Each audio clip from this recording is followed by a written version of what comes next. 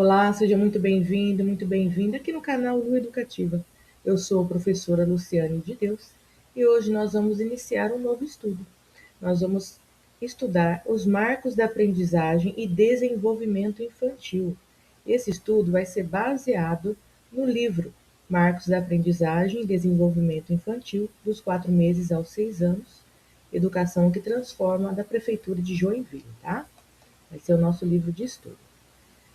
Hoje vamos conhecer e compreender os marcos de aprendizagem e desenvolvimento que orientam o trabalho pedagógico na educação infantil e nos anos iniciais da escolarização. Os marcos representam referências essenciais para acompanhar o desenvolvimento das crianças, respeitando suas singularidades, seus ritmos de aprendizagem e as diferentes experiências vividas em cada etapa do processo educativo. Mais do que uma lista de conteúdos, eles constituem um instrumento de planejamento, observação e avaliação, contribuindo para práticas pedagógicas mais intencionais e também significativas. Ao longo desta aula, vamos explorar os principais conceitos, a organização dos marcos, sua relação com a Base Nacional Comum Curricular, a BNCC, e principalmente como utilizá-los no cotidiano escolar para promover aprendizagens de qualidade e o desenvolvimento integral das crianças. Convido você a acompanhar essa reflexão conosco e a pensar sobre como esses referenciais podem fortalecer o planejamento pedagógico e enriquecer as experiências de aprendizagem em sua prática educativa. Vamos começar? Vamos lá, né? Parte 1. O que é o desenvolvimento social e emocional, tá? Essa é a primeira parte desse nosso estudo. Quando falamos em desenvolvimento social e emocional, estamos nos referindo à capacidade da criança de compreender e expressar suas emoções, construir relacionamentos saudáveis e significativos, não é? Desenvolver a empatia, resolver conflitos e participar de forma positiva dos diferentes contextos sociais. Como é que essa criança, né, se posiciona dentro da sociedade? Qual é o papel dela, né?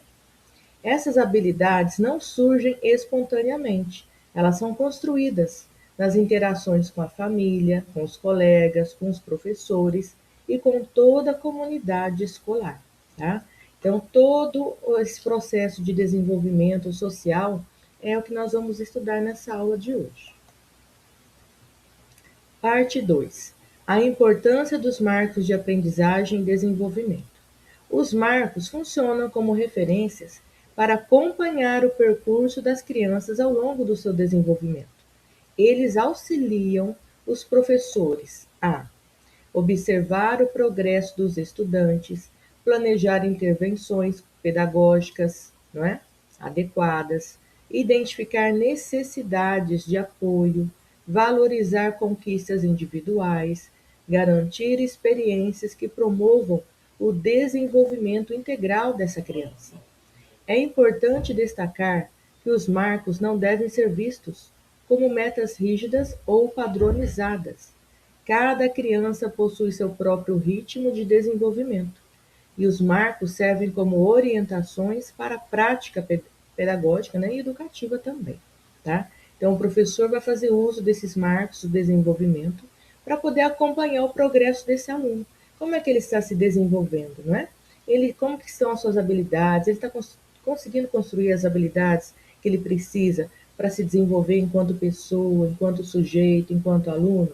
Então, isso o professor precisa levar em consideração, tá? E ficar de olho. Parte 3. Principais marcos do desenvolvimento social e emocional. Entre os indicadores observados ao longo da infância, podemos destacar reconhecimento das emoções. A criança começa a identificar sentimentos como alegria, tristeza, medo, raiva e frustração.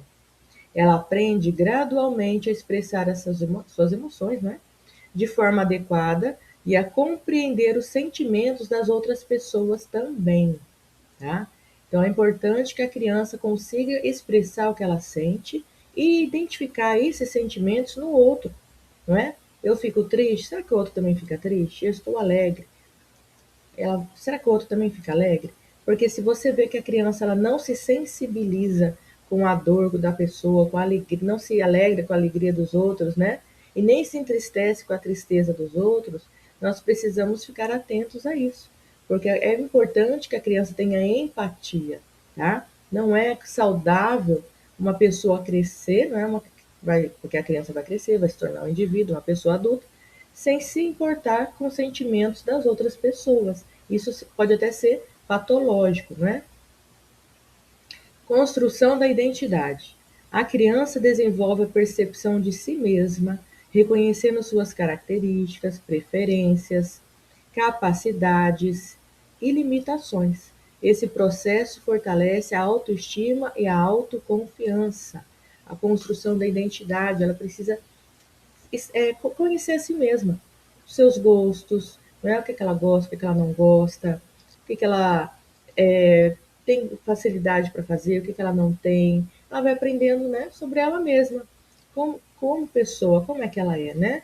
Quais suas preferências, suas capacidades. Então é importante que a criança construa sua identidade. Interação com os pares. A convivência com outras crianças favorece a compartilhar, né, compartilhamento de materiais, esperar a vez, cooperar em atividades coletivas, resolver pequenos conflitos, não é? Então é importante que a criança conviva com outras crianças, com outras pessoas, não fique, né, muito sozinha, isolada. Isso não faz bem para ninguém, nem para a criança, nem para o adulto. Nós sabemos bem disso, né? Isso aí desenvolve uma série de, pode desenvolver uma série de doenças mentais, né? Então é importante que ela conviva com outras crianças, com outras pessoas, e nessa convivência ela vai aprender a dividir os seus brinquedos, seu material, esperar a sua vez para falar, sua vez para brincar, porque não é só nós, né? Não é só nós que temos necessidades, vontades e a nossa vez. Os outros também têm, então nós precisamos ensinar a criança a esperar a sua vez também. Cooperar em atividades coletivas, ser uma criança colaboradora, né? Que contribui, que ajuda. E resolver pequenos conflitos. Não é? É importante que o professor tenha essa observação. E às vezes você vê uma criança brigando por algum outro motivo com a criança, e ele tem esse olhar. Às vezes não já assim, não intervir já direto, mas esperar atentamente, bem próximo, ver como é que ela consegue reagir diante da situação, né? Se for lógico, se for uma situação que ela pode resolver sozinha, né? Então ele fica de olho, observa, para ver se a criança consegue responder o colega, se ela consegue se defender, se ela consegue se posicionar diante de alguma situação.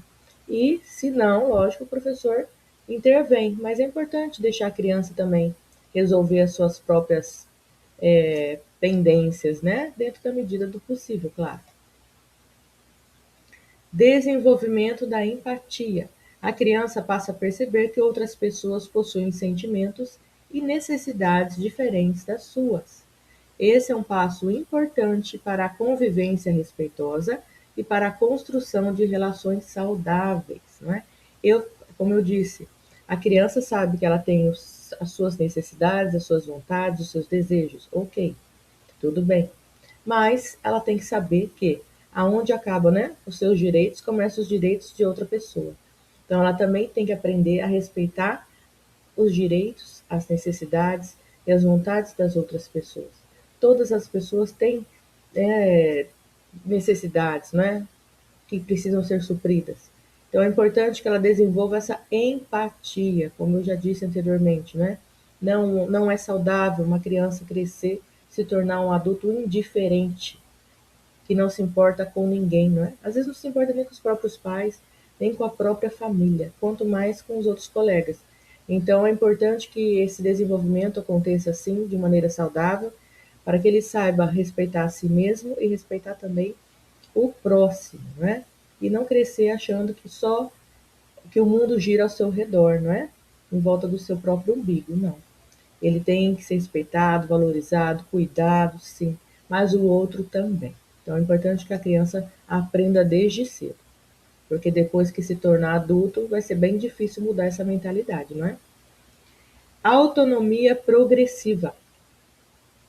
Gradualmente a criança desenvolve maior independência para tomar decisões, assumir responsabilidades compatíveis com sua idade e participar ativamente das atividades escolares. De acordo com seu desenvolvimento, com seu crescimento, é importante que os adultos à sua volta lhe deem pequenas responsabilidades. O que é que a criança consegue fazer com 3 anos, com 4 anos, com 5 anos? Deixa ela fazer. Ensinar a guardar os brinquedos, ensinar a ter cuidado com seu material escolar, né? Quer ter um bichinho de estimação, ensinar a tomar conta, não é verdade? Dar água para o bichinho, dar comida, arrumar a cama, né? Comer, coloca o prato na pia. São pequenas coisas que não fazem mal a ninguém, muito pelo contrário. Vão fazer com que elas se tornem pessoas ativas, produtivas, não é? E autônomas. O que é? Não ficar dependendo de ninguém. Isso é muito ruim para a criança e para o seu desenvolvimento. Tudo espera do outro, né? A criança que em casa a mãe e o pai faz tudo, ou algum familiar faz tudo para essa criança, o que acontece? Quando ela chega na escola, ela acha, né, que isso, a professora, o professor tem que fazer tudo para ela também. Que ela está acostumada, que todos façam todas as suas vontades, todos façam todos os seus gostos, realizem todas as suas vontades, né? O reizinho e a rainha, né? Então não dá. Então é importante que ele saiba, né, se virar, de certa maneira, e se tornar uma pessoa adulta responsável e autônoma. Porque quando ela crescer, ela não vai ter que fazer as coisas por conta própria. Então ela precisa aprender desde pequena a ter suas responsabilidades, mesmo que pequenas, tá bom? Não, isso é muito importante. Criança que não tem responsabilidade de pequeno não vai ser um adulto responsável, gente. Não tem como. Não aprendeu, não é? Como que ele vai procurar um serviço, fazer uma faculdade? Que ele faz o que ele quer. E tem quem faça por ele, ele não vai se habilitar a fazer, não é verdade? Quando nós vemos crianças que todos os pais fazem tudo por ele, é esse aluno que é extremamente dependente do professor para fazer uma folha de atividades que ele sabe fazer, que ele consegue, ele precisa do professor ficar do lado dele para ele poder fazer, porque a mãe fica em casa, o pai fica em casa. Então isso dificulta o aluno, não é? Dificulta a vida acadêmica dele. Os pais pensam que estão ajudando, mas não estão, né? Na verdade, estão atrapalhando o desenvolvimento dos seus próprios filhos. Então isso é muito prejudicial para a criança. Parte 4: o papel da escola no desenvolvimento social e emocional. A escola é um espaço privilegiado para o desenvolvimento dessas competências. Algumas práticas que favorecem esse processo incluem rodas de conversa, brincadeiras cooperativas, projetos coletivos, mediação de conflitos, atividades de escuta e acolhimento, leitura de histórias que abordem emoções e relações humanas, construção de combinados e de convivência. O professor atua como mediador, criando situações em que as crianças possam aprender a conviver, respeitar diferenças e lidar com desafios emocionais. Então, o professor, a todo momento, ele tenta trabalhar isso dentro da escola, né, dentro da sua sala de aula, fazendo com que seus alunos respeitem os seus colegas, né, que respeitem ele enquanto profissional dentro da sala de aula. Então, tudo isso o professor precisa estar trabalhando, não é? Nós vemos quantas situações hoje em dia de adolescentes, de crianças que desrespeitam os profissionais, não é? A gente vê isso a todo instante hoje em dia na televisão, na internet. Alunos que batem no professor, alunos que querem atacar os próprios colegas. Então, nós sabemos que essas diferenças estão sendo muito conflitantes dentro das escolas, na convivência está cada vez mais difícil, mas nós precisamos continuar insistindo e ensinando, não é verdade? Que respeito é bom e cabe para todo mundo, né? Serve para todo mundo. Reflexões, parte 5. Reflexões para a prática pedagógica. Ao observar os marcos de desenvolvimento social e emocional, é importante que o educador se pergunte: Como minha prática favorece a expressão das emoções, não é? Estou promovendo espaços de escuta e diálogo. Eu dou espaço para o meu aluno falar. Eu tenho dado espaço para o meu aluno colocar as suas emoções, seus sentimentos. Eu escuto o meu aluno falar. Às vezes o aluno chega para a gente, quer contar uma história e o professor já corta, né? Nem espera ele acabar. Então, e aí esse aluno vai se fechar, não vai falar mais. Então é importante que o professor também deixe esse aluno falar de vez em quando, não é? Às vezes ele quer desabafar, contar alguma coisa que aconteceu importante e não tem com quem falar em casa, ele vai falar com o professor. As crianças participam das decisões do cotidiano. O professor pergunta: o que vocês acham de a gente fazer tal coisa? O que vocês acham de fazer assim ou não daquele jeito? Né? Perguntar a opinião das crianças. Como os conflitos são trabalhados em sala de aula, né? Quando acontece algum desafio, né? Alguma convivência que é desafiante. Como é que o professor lida com esse acontecimento? Os alunos lidam com esse acontecimento? Estou valorizando as singularidades de cada estudante. Cada aluno é diferente um do outro. Até as turmas são diferentes umas das outras. Às vezes uma turma que você tem de manhã não tem nada a ver com a turma que você tem à tarde. Não é assim? Uma turma é mais quietinha, outra turma é mais agitada. Às vezes o planejamento que você fez, às vezes a turma é da mesma série, né? Terceiro ano, vamos dar um exemplo. Você fez o planejamento que caberia até para as duas turmas. Mas para a turma da manhã funciona, para a turma da tarde não funciona, porque os alunos são diferentes, não é? A estratégia que você usa de manhã funciona para a turma de manhã, porque os alunos são outros. Mas essa mesma estratégia não funciona para os seus alunos da tarde.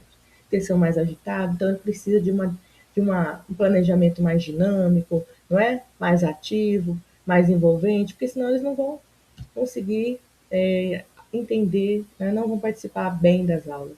Então, a gente tem que levar tudo isso em consideração. Essas reflexões fortalecem uma prática pedagógica mais humana, inclusive comprometida com o desenvolvimento integral, né? Cada aluno é diferente, cada planejamento precisa ser diferente, ser repensado, e nós precisamos fazer o possível, não é? Para que esses alunos cresçam boas pessoas, né? Eu sou professora e eu fico muito feliz quando eu encontro um aluno que eu já dei aula há muitos anos e eu vejo que ele se tornou um bom cidadão, uma boa cidadã. Eu fico feliz, porque é uma pessoa do bem. Então a gente se orgulha, né, de ter passado pela vida dessa pessoa. Conclusão. O desenvolvimento social e emocional é uma dimensão essencial da aprendizagem. Os marcos de aprendizagem e desenvolvimento nos ajudam a compreender melhor os processos vividos pelas crianças e a planejar ações pedagógicas que respeitem suas necessidades e potencialidades. Mais do que ensinar conteúdos, educar também significa acolher os alunos, escutar, orientar e criar oportunidades para que cada criança desenvolva competências que a acompanharão por toda a vida. Não é só passar conteúdo, não. É você ter consciência que você está ali dentro da sala de aula e você, de certa forma, é responsável pela formação do caráter dessa pessoa. Você já parou para pensar nisso? Nós, enquanto educadores, somos responsáveis pela formação do caráter de outra pessoa, principalmente das crianças pequenas, isso é muito sério. Então, nós precisamos orientar para o que é certo, né? E às vezes tem criança que você vai ver que ela tende mais para um lado, assim, mais agitado, mais bagunceiro, né? Mas são crianças extremamente inteligentes. E nós precisamos sempre passar para o outro lado, né? Aproveitar essa inteligência e conduzir sempre para o caminho do bem, para aquilo que ela espera, que a gente espera que ela seja uma boa cidadã, um bom cidadão, como eu disse, um sujeito do bem, né? Que vai estar inserido dentro da sociedade de forma positiva. Não é? Vai ser uma pessoa que se desenvolva em todas as áreas. Eu fico torcendo para os meus alunos, né? Que eles cresçam. Eu dou aula para criança pequena também. Mas eu torço para que eles cresçam e sejam pessoas que tenham bons relacionamentos no futuro, tenham bons relacionamentos na vida profissional também, que sejam pessoas bem encaminhadas na vida. Então, eu tenho essa consciência do que eu falo, do que eu faço dentro de sala de aula, reflete na formação deles. Não é só passar o conteúdo, não é? Eu estou ali para ensinar, estou, mas eu também sou uma referência de vida para eles. Então eu preciso levar essa minha posição muito a sério, não é? Porque eu sei, de certa maneira, isso vai respingar neles. Uma frase que eu falar, o jeito que a gente faz, que muitas vezes eles copiam os professores, né? As crianças pequenas copiam os professores. Então a gente precisa se policiar muitas vezes para ser uma boa referência, não é? Obrigada a você que ficou comigo até o final dessa aula, agradeço de coração. Espero que você tenha gostado. Se você ainda não é inscrita aqui nesse canal, convido você para fazer a sua inscrição. Você não vai pagar nada por isso. Ative o sininho de notificações também, assim você não perde nada do que é postado aqui no nosso canal. Curta, né? Deixe o seu like, assim você fortalece o nosso canal. E se você puder compartilhar, também agradeço. Os seus amigos também estão estudando, que também são professores, ou que precisam também saber um pouquinho mais sobre as crianças pequenas, tá? Na nossa próxima aula, nós vamos estudar sobre os marcos da aprendizagem e desenvolvimento da linguagem e comunicação. Muito obrigada e um grande abraço.